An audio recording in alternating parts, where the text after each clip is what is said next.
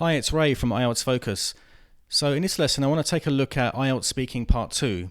Now this is where you get to speak for 2 minutes in the speaking section of the exam. So I'm going to look at 9 tricky topics that may come up in the exam. Sometimes IELTS actually repeats past papers or past tasks, so you never know what you're going to get.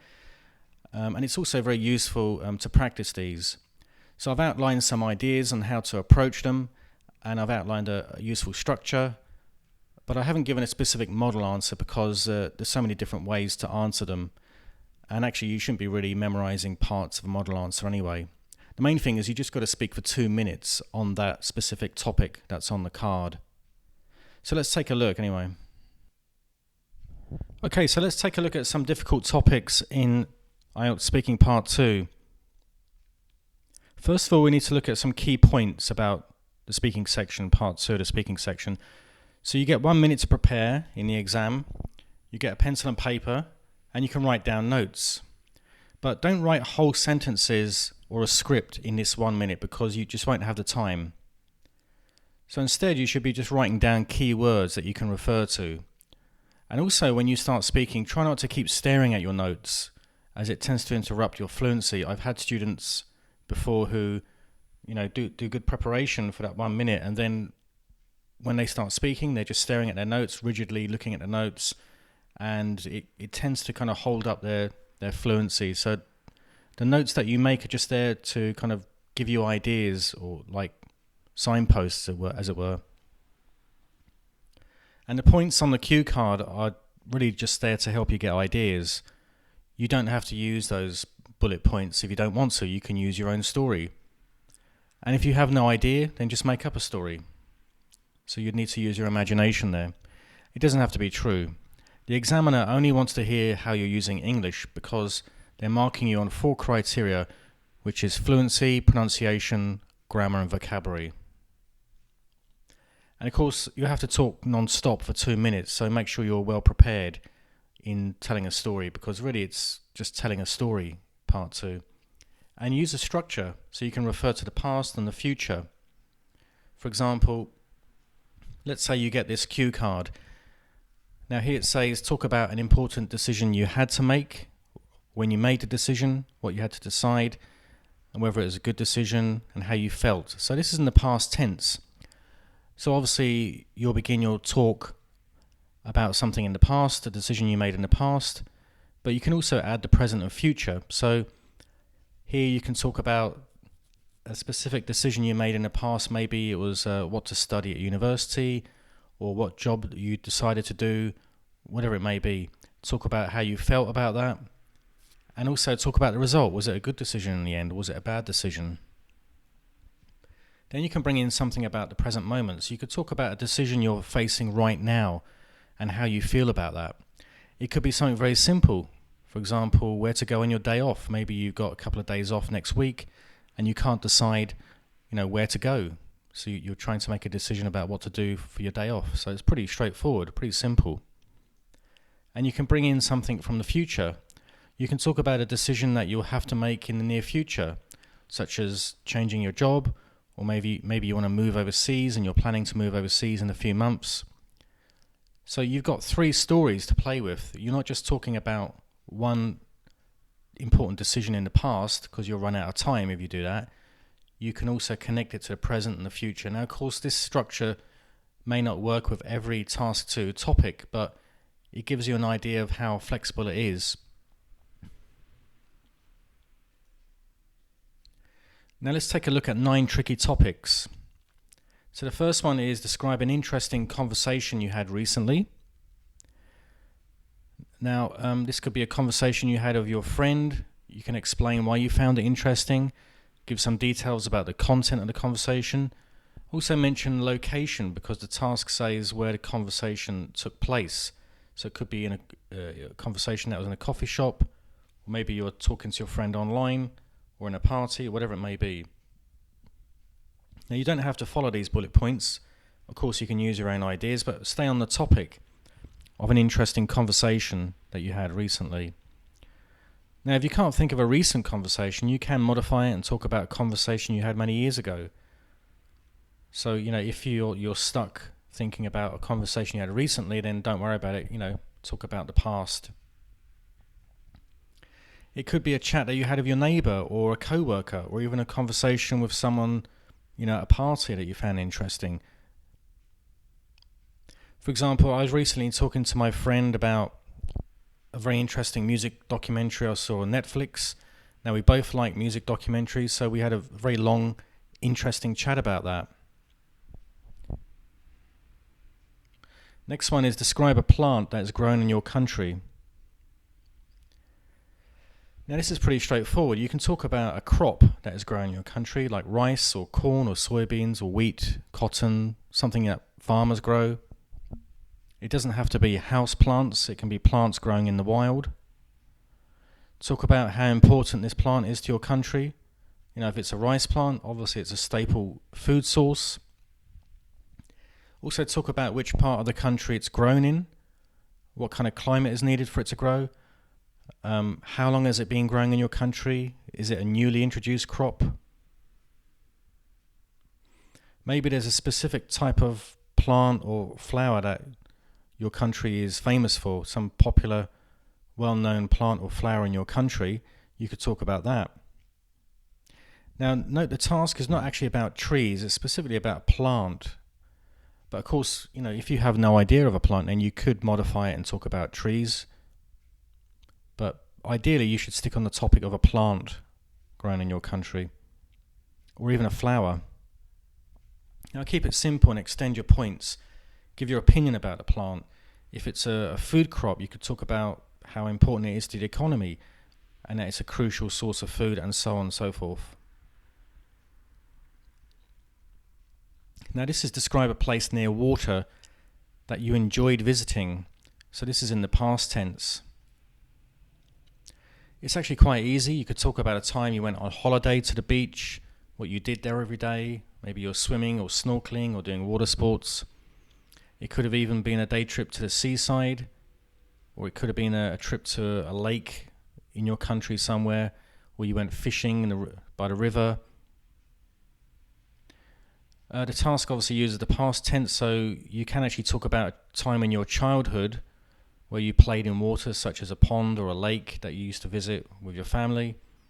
Now, the task implies a natural place of water, like the sea or a lake or a pond or a waterfall or a river, not so much a swimming pool, because a swimming pool is an artificial place of water. But of course, again, if you have no idea, then you could talk about a swimming pool that you used to go to when you were younger, an open-air swimming pool, something like that. And of course, it's a good idea to add the future tense. Talk about a holiday that you are planning where you're going to stay by the sea, or you're going to stay by the beach, or you're going to a lake, or whatever it may be. The next one is a good law in your country. So something simple and obvious, such as a traffic law, where drivers have to stop on a pedestrian crossing, or it could be a law for wearing seatbelts in cars, or helmets for cyclists. Mention how this law has saved people's lives. Another law you could talk about is an environmental law, such as no littering regulations, or a law that bans people from dumping rubbish in rivers and canals and so on. Now, you could also talk about a law that you would like to see introduced in your country. That's quite a useful point to make there. And you may want to talk about a newly introduced law in your country that's been in the news. Now, notice that it's about a good law, so it's something positive, it's not divisive or controversial. And as I say, you can keep it quite simple, a simple thing like I've just outlined here. So next one is describe an advertisement that you can remember. So this could be a television advertisement.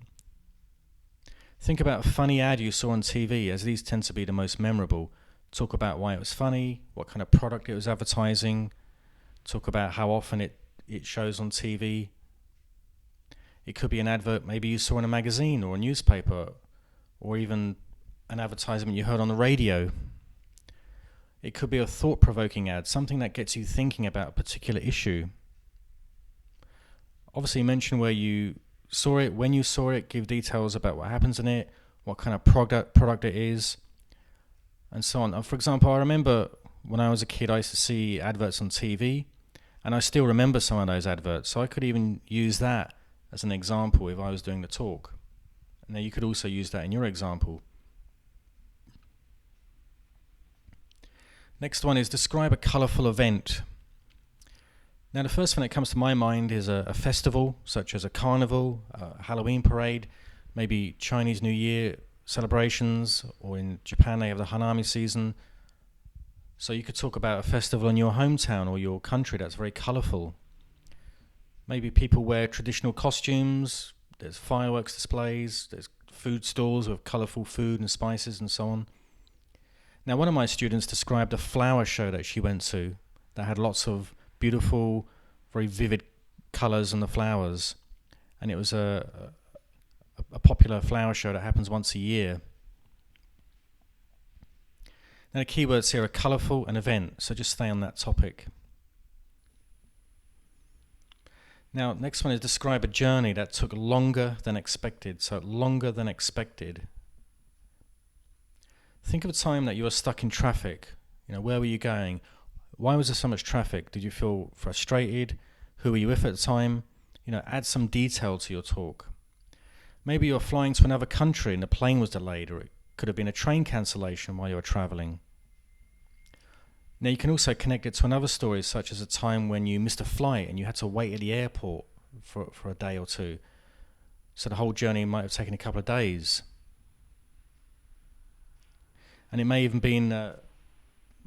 have been a bus journey to another part of the country. The bus could have broken down, the whole journey was a nightmare. Because it says here it took longer than expected, so obviously it was an unexpected situation. Next one is describe someone you know who made a wrong decision. That's the keyword is someone you know, so it's not obviously about yourself. So this could be about a job, for example, a friend of yours took that was completely wrong for them and they regret it. Or maybe they chose to study a subject that they didn't like at university and they regretted it. Maybe they thought it was a good idea at the time, but then further down the line they started to regret that decision. It could be a simple thing, such as your friend bought some clothes that didn't fit and they had to take them back to the shop and they felt a sense of regret in buying those clothes. Or maybe they went on holiday, they booked a hotel and it was cheap and it turned out to be awful. You can just make up a story. It can be a real situation, and you can just use your imagination. Give some detail also. Also explain the consequences of that bad decision. How did it affect that person? Did they change their decision, or did they just stick with it? Now, next one here is talk about some good advice that someone gave you. So maybe a friend helped you to make a difficult decision. For example, they gave you a good idea for a business, or they helped you decide which course to study at university.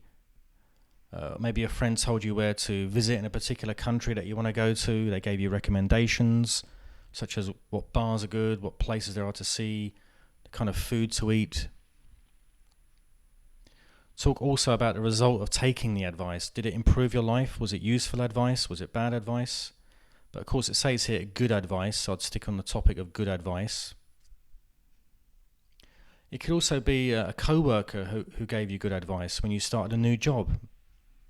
Maybe a family member advised you about what to wear at a special occasion and so on. Go with one main idea and just develop it.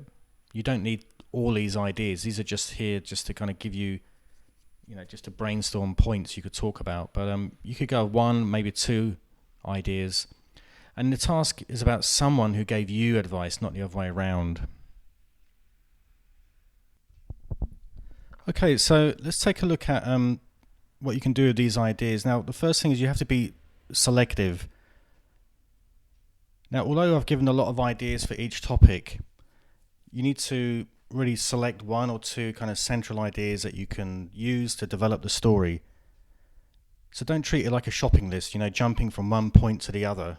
Just choose a couple of ideas you can run with. And of course you can use that structure I talked about with, the past, the present and the future, if it's possible. Of course, in some cases you may not be able to use that kind of structure, but you can give like 3 sort of different stories and connect them in together. So the main thing now is about feedback. Feedback on your speaking is very important if you want to see improvements. So find a teacher or a speaking partner who can pinpoint your weak areas. For example, pronunciation, that is crucial to get right. Even if you have good grammar and vocabulary, if your pronunciation and intonation are off, then that could really lower your score. So I had a student recently who had good grammar and pretty good vocabulary, but her pronunciation was a real issue, and she kept getting band 6 in the exam in the speaking section. So it took her quite a while to get that sorted out. Now you can practice at home for free by recording yourself with your smartphone voice recording app. So all you do is you just take one of the topics, you practice talking about it for 2 minutes, obviously record it, play the recording back, and then you'll notice weak areas, and do this every day and you'll see improvements. So the key thing is to find your weak areas, and ideally feedback is what you need here from an expert or at least a speaking partner anyway. Now we do have a speaking correction service. Take a look at the website, IELTSfocus.com, and if you go to the website you'll see this menu here, speaking correction service. Click on that, gives you all the details and the fees and so on. So thanks for watching. Take a look at the website, have a look at the Instagram page and the Facebook page, and if you're watching on YouTube, then leave a comment, click like, share it, or whatever. So thanks a lot.